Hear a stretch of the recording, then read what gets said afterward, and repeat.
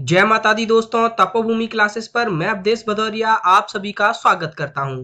MP jail प्रहरी exam analysis लेकर मैं आ गया हूं। 12 दिसंबर की पहली शिफ्ट का एग्जाम एनालिसिस हम देखेंगे दोस्तों।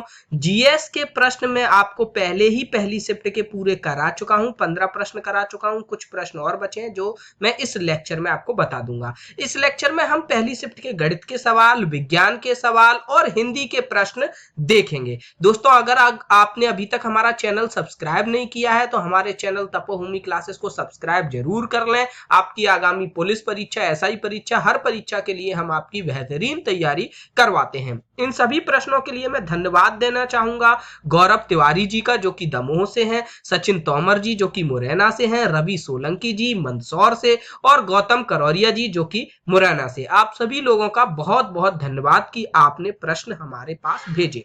चलिए यहाँ पर हम गणित का पहला प्रश्न देखते हैं। गणित का पहला प्रश्न क्या कह रहा है कि एक दुकानदार किसी वस्तु की कीमत में 30% की वृद्धि करता है, तत्पश्चात उसी वस्तु पर 20% की छूट दे देता है। यदि वस्तु की वास्तविक कीमत 300 रुपए है तो वस्तु पर प्राप्त लाभ बताइए। देखिए मैं आपको बताऊं कि वस्तु अगर 300 रुपए की थी, पहले वस्तु की वास्तविक कीमत यानी कि क्रय मूल्य उसका कितना था, 300 रुपए था। उसका क्रय मूल्य 300 रुपए था। अब इस 300 रुपए में कितना जोड़ दिया गया, 30% जोड़ दिया गया। इसकी कीमत में बढ़ोतरी की गई। 30% किसका रहेगा, 300 का 30% रहेगा। तो 300 का आप 30% निकालोगे तो 300 गुणा 30/100 काटो, काट दिया तो कितना आ गया, 90। यानी कि 300 प्लस 90 यानी 390 रुपए अभी मूल्य हो गया इसका।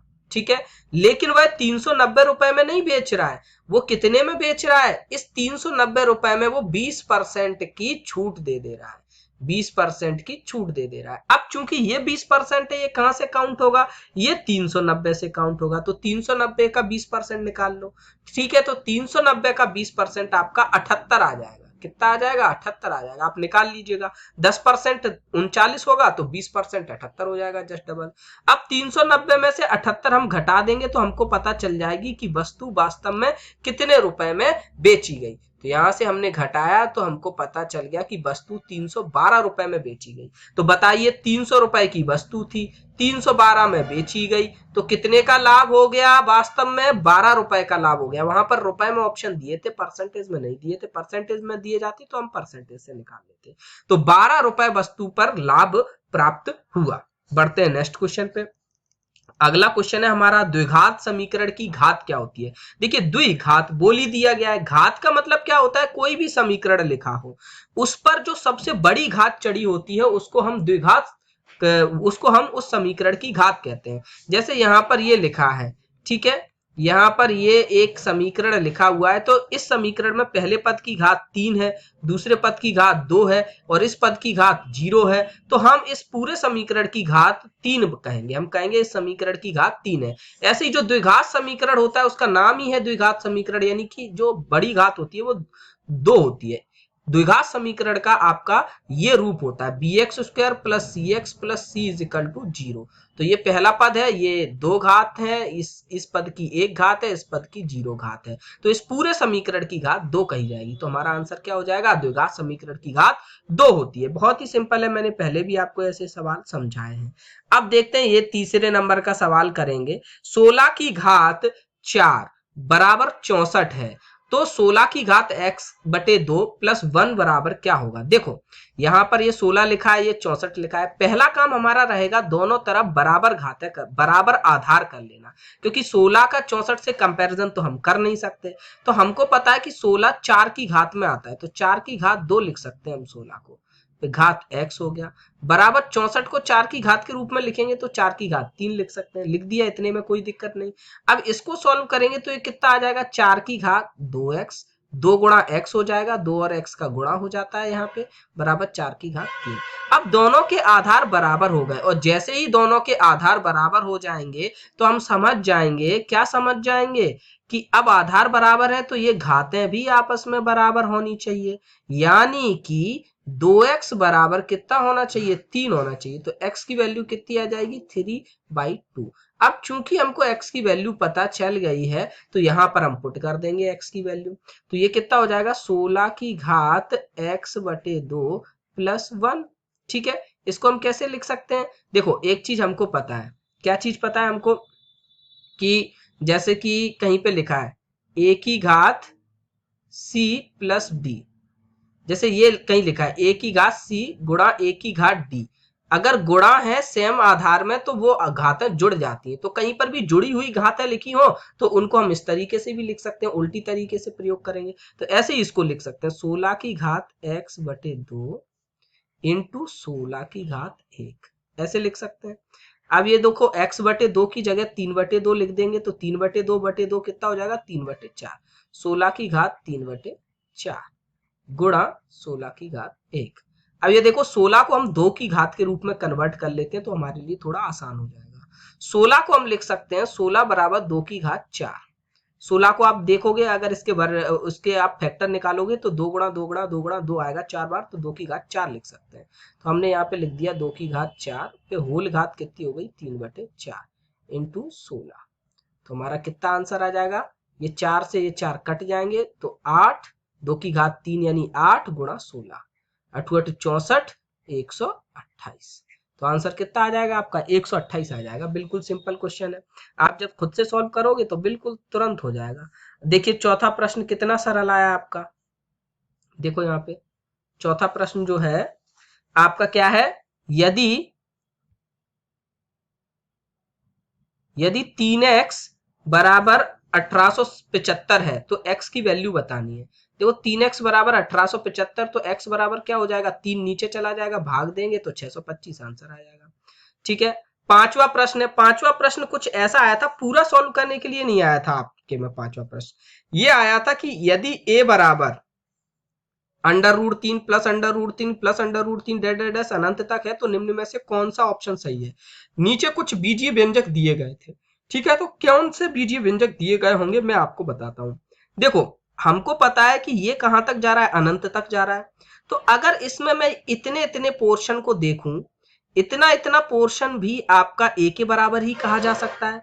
मतलब कि एक पूरा सागर है, सागर में से अगर एक लोटा पानी निकाल भी लिया तो भी उसमें कोई फर्क नहीं पड़ेगा। वैसा ही ये है कि 3 प्लस √3 प्लस √3 ऐसा अनंत तक जा रहा था, तो इतने की वैल्यू को भी हम ए मान सकते हैं कि नहीं, मान सकते हैं, क्योंकि ये पूरा ए भी बिल्कुल यही है, सेम टू सेम। ठीक है, तो हमने एक पद को छोड़ लिया, उतने की जगह ए लिख लिया, इतने की जगह। अब मैंने दोनों तरफ स्क्वायर कर दिए, दोनों तरफ स्क्वायर कर दिए तो ये √ हट जाएगा, तो ए स्क्वायर बराबर 3 प्लस है।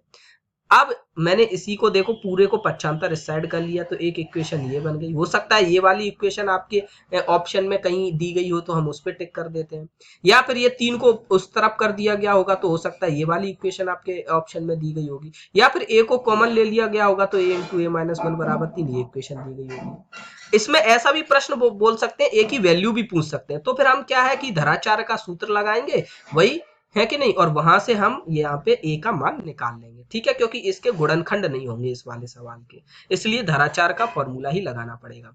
एक सवाल ऐसा आया था, ये डेली ही आ रहा है इस तरीके का सवाल, और मैंने निर्देशांक ज्यामिति के जो 3 लेक्चर पढ़ाए हैं आपको, उनमें जो दूसरा लेक्चर है उस दूसरे लेक्चर में ऐसे सवाल दिए गए हैं। ठीक है, विभाजन के, कैसे कि एक रेखाखंड है, उसको m1 अनुपात m2 में विभाजित किया कर रहा है कोई बिंदु, इस बिंदु के निर्देशांक हमको बताने हैं। अब देखिए यहाँ पर सवाल में ये x1 y1 x2 y2 m1 m2 की जगह संख्याएं दी गई थी, 1 2 3 4 कुछ भी दी गई हो, मुझे वो संख्याएं एग्जैक्ट नहीं मिली है, तो मैं यहाँ पर आपको बस बिंदु P के x y के निर्देशांक बताने थे, x y। तो यहाँ पर अगर आपको x निर्देशांक निकालना है तो आप कैसे करोगे, इस तरफ का 1 लो, उसका इस तरफ के m2 से गुणा करना होता है। कैसे, x निकालना है तो x1 × m2 plus x2 × m1 upon में m1 प्लस m2। इसी तरीके से y निकालना है तो y1 × m2 plus y2 × m1 upon m1 plus m2। यहाँ x1 y1 m2 इन सब की वैल्यू दी गई होंगी, वहां से हम x और y निर्देशांक निकाल लेंगे। कोई भी क्वेश्चन ऐसा आएगा आप जरूर करके आइएगा। सातवां प्रश्न है, 3 की किस पूर्णांक घात के लिए संख्या का इकाई अंक 0 होगा।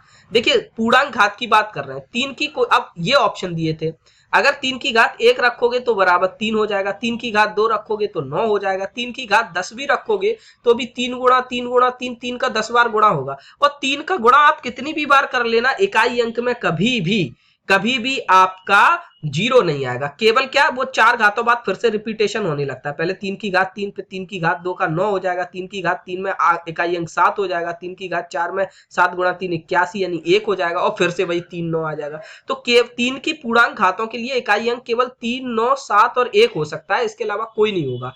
तो आपका ऐसी कोई भी वैल्यू नहीं होगी, तो हमारा डी आंसर सही हो जाएगा।